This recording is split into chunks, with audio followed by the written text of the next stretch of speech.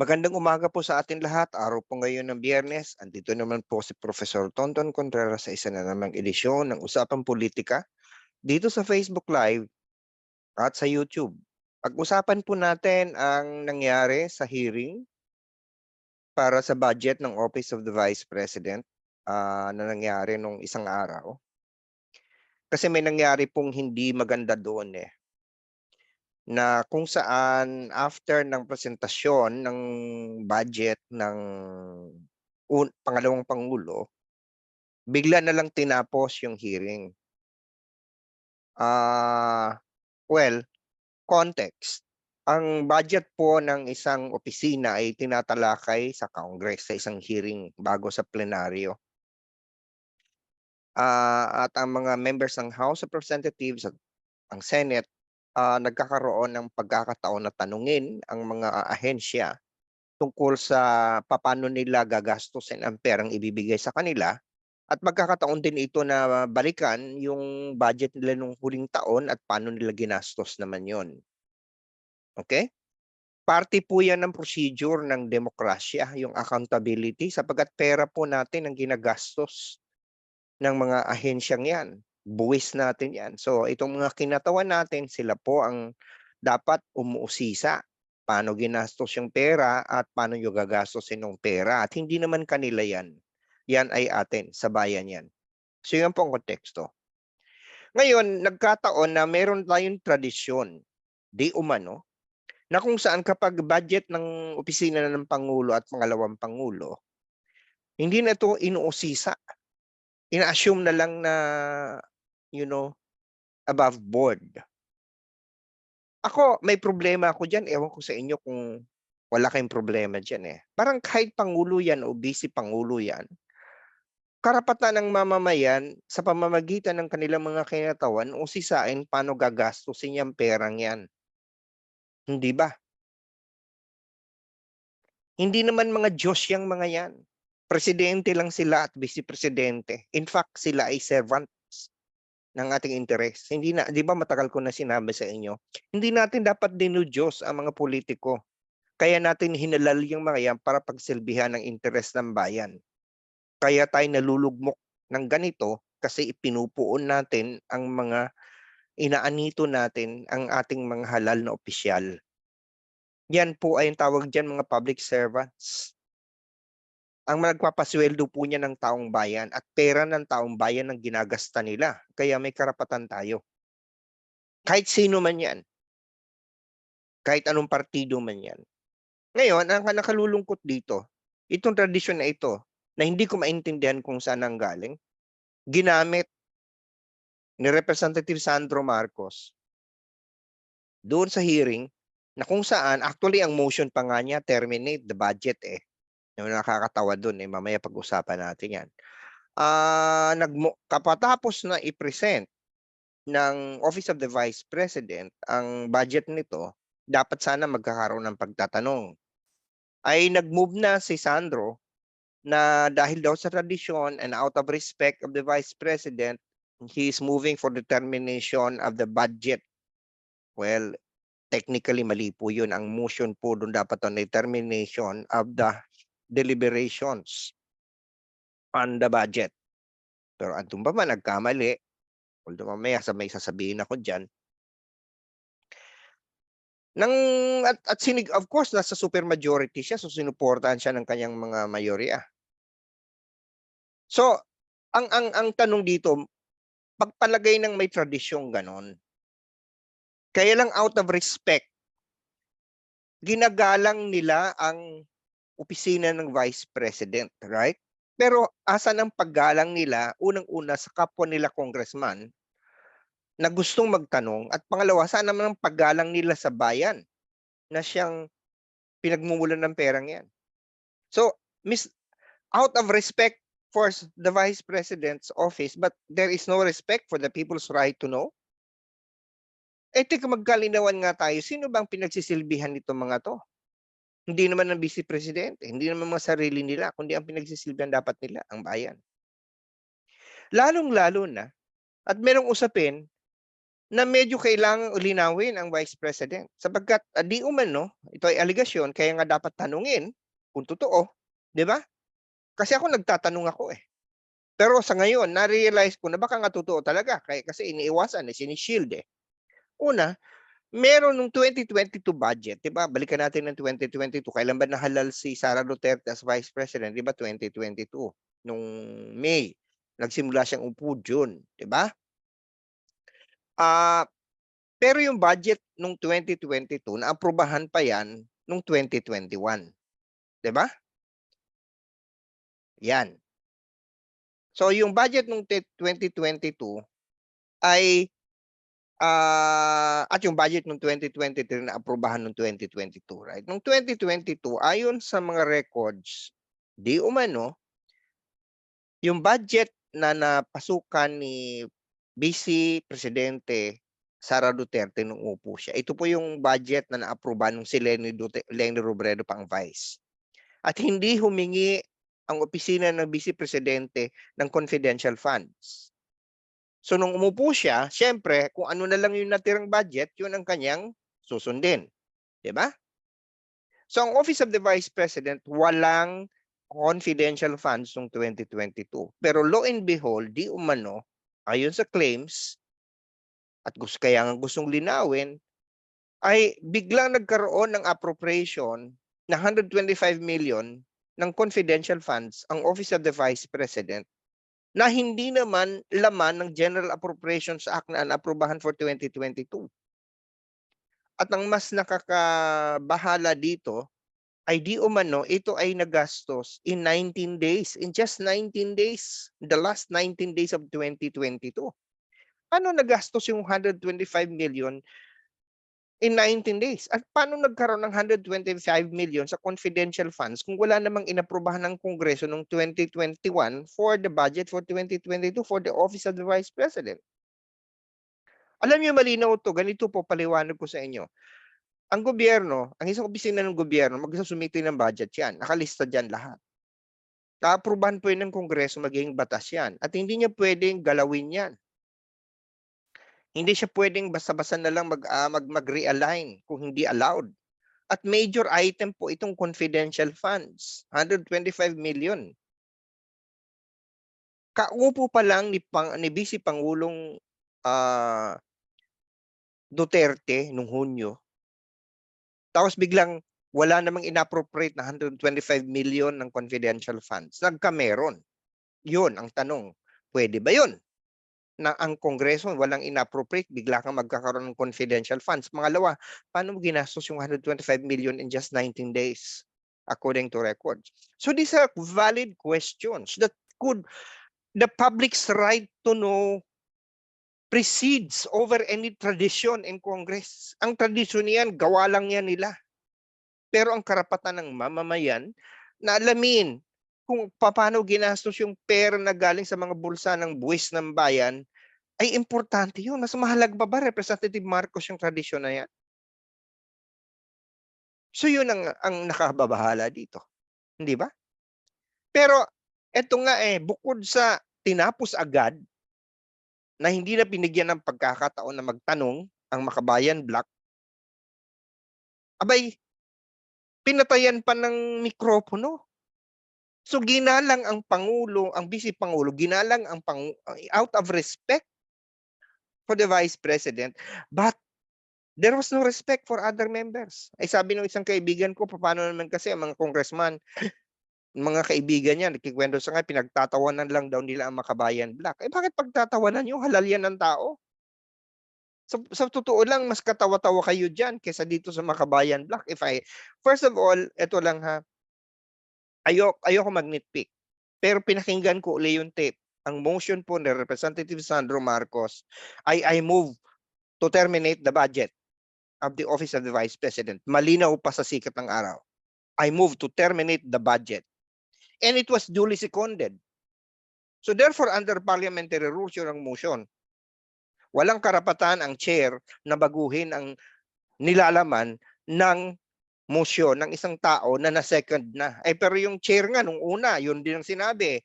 There's a motion to terminate the budget tapos kinorek niya. Hindi niya wala siyang kapangyarihan i-correct 'yun. Kailangan tanungin niya hindi naman niya tinanong si Representative Marcos, tama ho ba yung inyong yung inyong motion? O therefore, can you please withdraw and rephrase? O therefore, dapat ganun ang parliamentary procedure. O ito mga congressman, sasabihin ninyo, pinagtatawan ninyo mga kabayan black, sinong katawa-tawa dito? Unang-una, hindi ka marunong gumawa ng motion. Pangalawa, hindi nyo alam kung paano takbuhin ng mga meeting yung sarili. At pangatlo, sino bang mas bastos dito? Hindi ba? Unang-una, hindi nyo pagtatanungin. Pangalawa, alam naman natin minority yan, kahit anong gawin yan, hindi naman sila mananaig. Pero bigyan nyo naman ng boses. Hindi lang ito ritual. Bigyan nyo ng boses para on the record may itanong at malaman ng sagot ng Vice President. Ako interesada ako. Unang-una, paano ka nagkaroon ng 125 million for confidential funds samantalang wala namang inaprubahan ganyan sa budget for 2022? Pangalawa, paano ginastos yung 125 million in 19 days? Ibig sabihin niya halos ilang milyon yun sa isang araw. Ang confidential funds, ginagamit lang yan sa pagtitik-tik, sa paniniktik ng mga, dahil Office of the Vice President, confidential funds is used to conduct confidential operations about national security. Anong urgent matter nung end of 2022, last 19 days, para gumastos ng milyon sa isang araw? Hindi ba? Ang Office of the Vice President, kung titingnan mo, wala naman talagang actually official function. Kasi iba naman yung DepEd. Yung DepEd may sariling budget yun. Pero yung Vice President ang pinag-uusapan dito. Di ba? So yun yung question. At saka itong papasok na budget ng 2024, syempre kailangan nating tanungin saan yung gagastusin yung 500 million na intelligence fund para sa budget ng Vice President. Di ba? Nakalulungkot ito. Hindi dapat ganito. Dapat kahit kampi ka man sa mga Marcos, kampi ka man sa mga Duterte, hindi po dito pinag-uusapan kung kanino kakampi. Ang pinag-uusapan dito kung ano yung tama. Sabi ni Representative Marcos, out of respect to the Office of the Vice President. But it is not the Office of the Vice President that deserves respect here. It's the people. The people like me. Ang taas-taas ang binabawas sa buwis ko. Karapatan kong malaman kung ano yung paano ginastos yung pera at paano gagastusin ang pera natin. Hindi naman lang kanila yan eh. Of course, nagbabayad din sila ng buwis, pero hindi lang kanila yan. Atin yan. Lahat tayo merong karapatan yan. So nakalulungkot ito. Nakagagalit actually. Kasi ako gusto kong malaman. Ang tapang-tapang ni Vice President Duterte, ba't ninyo pababay? Alam kong kaya niyang sagutin yan. Di ba? Unless hindi niya kayang sagutin. Di ba? Unless nag-usap na ganito yan. Di ba? Huwag na nating magkaroon ng pagkakataon na mabunyag pa yan. Di ba? Parang bakit tama nga sinabi ng isang kinatawan mula sa Makabayan Black na nagtatago sa saya. Nagtatago ba sa saya ng Kongreso si Vice President Sara Duterte? Ang tapang-tapang ng itsura niya, ang tapang-tapang niya. Kung kaya niya yan, sagutin niya yan, kung wala siyang ginawang mali at kaya niya above board yan, bakit kailangang umiwas? Ako mismo sasabihin ko kung ako yun, taka Mr. Ako mismo sasabi, Representative, with all due respect to Representative Sandro Marcos, I think there is a point I need to clarify and should be put on record. Okay, so I don't mind I don't mind fielding questions. Ako yung magsasabi ng ganun kasi matapang ako wala akong itatago. Alam ko na tama yung ginawa ko. Alam ko na above board. Ngayon, ang ginawa nila, nagkaroon tuloy lalo pa ng agam-agam. Ang tradisyon na yan, hindi naman yan batas. Tradisyon lang nila yan eh. Hindi pwedeng ang national interest ang siyang susuko at yuyuko sa tradisyon. Public interest po ang malaman natin ang katotohanan tungkol sa paano ginastos ang ating pera. Pero andiyan na 'yan, eh. Puwedeng gawin na lang natin diyan magsalita ng magsalita. Kasi 'yan ang problema, eh. Demokrasya nga tayo pero karamihan sa mga congressman natin hindi naman talaga kumakatawan sa atin, eh. Mga sarili nilang interes ang kinakatawan nila. 'Di ba 'yan ang sabi ko, 'tong mga 'to dapat servant natin 'yan, mga utusan dapat natin 'yan, 'di ba? Dahil tayo nagpapasahod sa mga 'yan. Ngayon kayo, kung kayo ay loyalista ng mga Marcos, die-hard Duterte supporter kayo at tanggap niyo 'yan. Siguro sasabihin niyo, "Kami naman na nakararami, milyon kami do Prof, eh. Eh, gusto namin okey lang naman sa amin, eh, huwag pagsalitain ng Makabayan Block, mga komunista 'yan, eh. Okey lang naman sa amin na si Sara Duterte huwag nang sagutin yung mga tanong na 'yun kasi 'yan naman ay fake news lang naman." Mga kung ganyan, okey lang sa inyo, 'di okey 'yan sa inyo pero hindi sa akin. Kung okey lang sa inyo na mga pera na pinaghirapan niyo ng pamilya ninyo na binabayad niyo sa buwis, hindi lamang income tax kundi sa kada bili niyo ng gamit ay meron kayong binabayarang value added tax. Kung okey lang sa inyo na hindi maging transparent ang mga politiko, huwag niyo kaming idamay. Huwag niyo akong idamay, ako, na gusto kong malaman. Maaaring magalit kayo, sabihin niyo andiyan na naman si Prof. Pero hindi kasi nakakapika, eh, yung sasabihin kang, "Ay kami naman ang majority, 31 million kami bumoto kay BBM, eh." 'Di ba? Eh, nasa minority kayo, eh, yung Makabayan-Black maliit na grupo lang 'yan, mga komunista pa 'yan. 'Pag gano'n ang pag-iisip natin, hindi talaga tayo susulong. Kahit sinong presidente ilagay niyo, maniwala kayo sa akin. Ganito tayo, ganito pa rin tayo lagi. Hindi tayo magkakaroon ng tunay at mature na demokrasya. Sa susunod na eleksyon kung manalo kabilang kampo, ganyan din ang gagawin nila sa atin. Saka kayo umaray, saka kayo sasabihin, "Ay, bakit ganyan?" Ganyan, eh, dahil kayong nakakarami ngayon, okey lang sa inyo. Pero kapag bumalik na naman alam mo naman ang pulitika parang gulong ng palad yan, eh. 'Pag darating ang panahon na kayo naman ang nasa receiving end ng panggigipit, ng panglalansi, ng pagtatago, tsaka dun malalaman, 'di ba, na hindi pala maganda ang pakiramdam, na binabastos ka, samantalang ang pera mo ang ginagamit nila, 'di ba? Kasi Diyos ko, lahat hearing na lang ang ginagawa natin, 'di ba?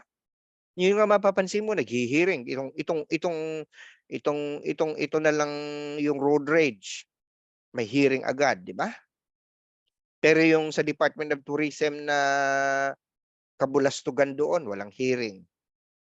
Ito may hearing pero you know, hindi naman pinagyan ng pagkakataon ang bayan para malaman kung anong totoo, 'di ba? Madaling salita, hindi ito usapin kung galit kayo sa Makabayan Black. Minsan hindi rin ako nag-a-agree kay Franz Castro, kay Raul Manuel. Hindi rin ako nag-a-agree sa kanila, maraming issue na hindi kami nagkasulad. Pero dito, sinusuportahan ko sila at kailangan natin ang oposisyon. Hindi puwedeng pare-pareho na lang tayo mag-isip. Hindi puwedeng puro na lang bulag. At sabi ko nga kung sa inyo okey lang na hindi kayo tinatapatan ng kung ano ba ginastos ang pera niyo, fine, that's your choice. But huwag niyo akong idamay, huwag niyo kaming idamay kasi kami gusto naming malaman ng katotohanan. Kung okey lang sa inyo ng mga bastos ang mga congressman, walang respeto sa kapwa miyembro, pinapatay ng mikropono, okey lang sa inyo yun, fine, matutuwa pa kayo, palakpak kayo kasi ang pinatayan naman ng mikropono si Franz Castro, galit kayo dun, komunista yan, okey lang yan. Pero the moment na kayo na ang patayan ng mikropono, huwag kayong ano, huwag kayong huwag kayong aaray. Nakalulungkot, eh. Kung ang ating metric ng kung anong tama at mali ay ayon sa kulay pulitika. Eto nga natatawa ako kasi meron akong kakilala na grabe ngayon ang pagtingin sa mga Duterte, galit na rin sila Marcos loyals ito, galit sila sa mga Duterte, eh. Kaya pati si Sara nadadamay. 'Di ba may gano'ng angle na si Sara saka si Amy magkaibigan, so kinukontra nila si Lisa at saka si President Marcos, mga ganyan.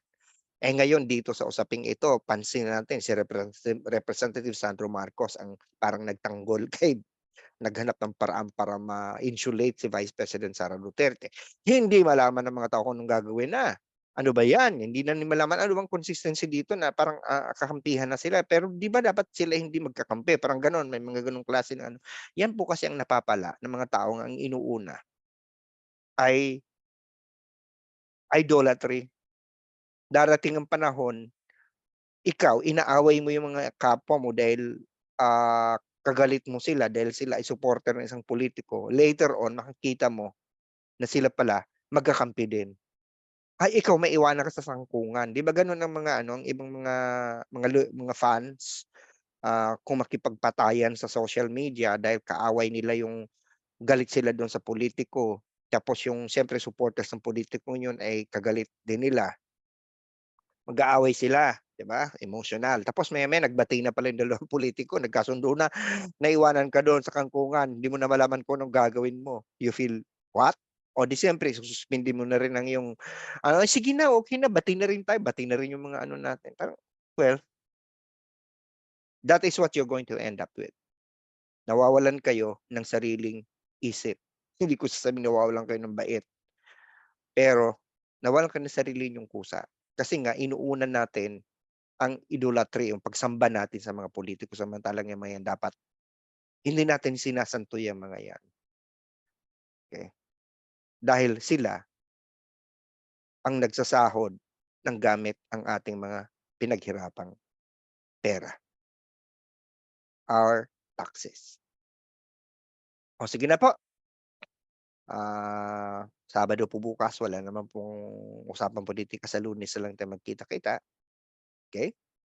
Sana nakapagsilbi ako sa bayan dahil sabi sa'kin ng UP Serve the People, at sana nakapagturo sa inyong isipan, nakapaghaplos sa inyong mga puso at nakapagpabago ng mga pananaw niyo sa buhay kahit konti lang, kahit sa usapang pulitika lang, dahil sabi sa'kin ng Lasal, "Teach minds, touch hearts, and transform lives." Enjoy your weekend, be safe, be healthy, and please, 'wag naman masyadong, ah, sinususpindi ang utak at inuna ang puso pagdating sa pulitika. Minsan gamitin din natin ang ating mga pag-iisip, libre po 'yan. Hindi tayo nagbabayad kaya tayo binigyan ng utak para gamitin. Otherwise mapupurol 'yan 'pag hindi natin gamitin. Sige po, lagi kong sinasabi, UP naming mahal, Animo Lasal. Magandang araw po sa ating lahat. Have a nice weekend. See you Monday. Bye for now.